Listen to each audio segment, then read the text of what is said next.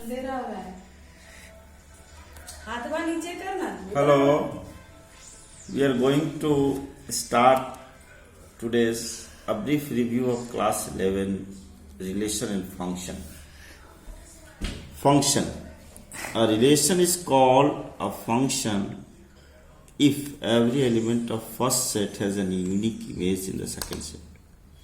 The relation is a subset of Cartesian product, that is R is subset of A cross A. Now we need to understand what is Cartesian product. Cartesian product, the set of all possible elements of ordered pair. To understand it, we'll just give an example. Let A equal to 1, 2, 3 is a set. Then A cross A 1, 1, 1, 2, 1, 3. Likewise, we'll be having 9 elements.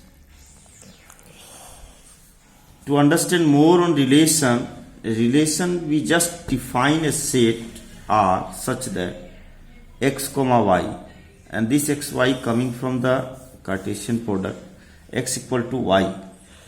This can be written in the set builder form. Same can be written in the roster form or tabular form, that is 1, 1, 2, 2, 3, 3.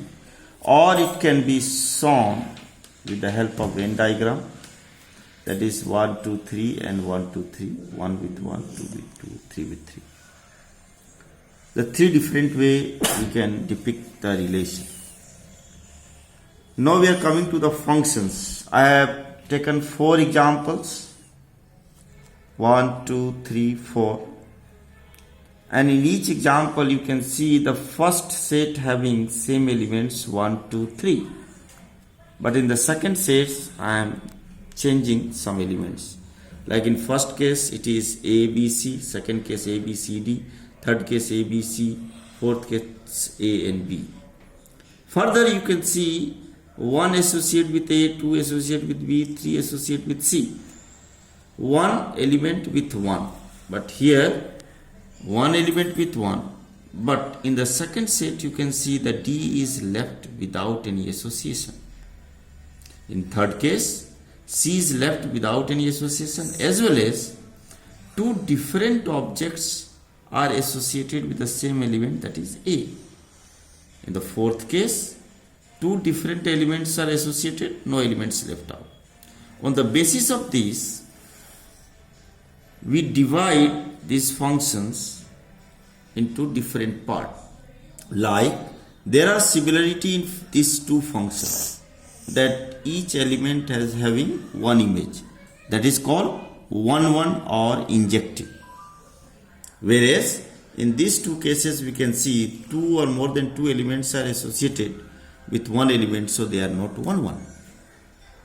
There is another way of similarity. On the basis of that also we can define or we can name it. That is, you can see 1 and 3, no elements left out in second set. As well as in 2 and 3 we have 1 element left out.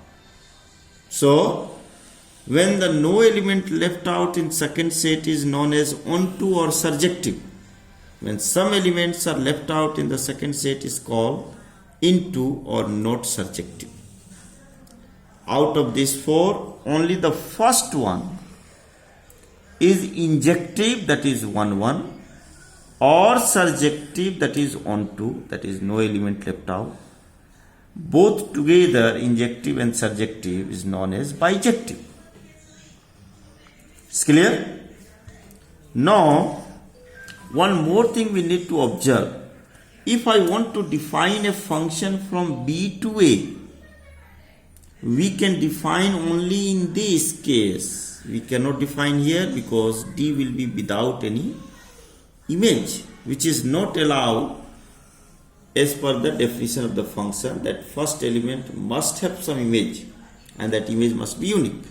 So here we cannot define, here also we cannot define, and here also we cannot define, because once we define a function from this to this, we will find that A is having 2 different images, which is not allowed.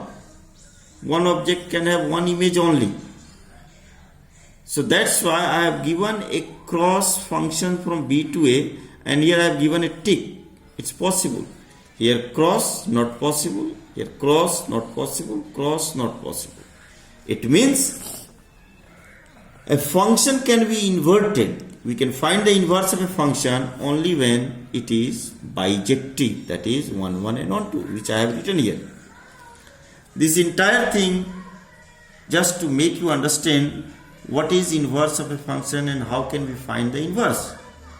Now further we are going to discuss about trigonometric functions.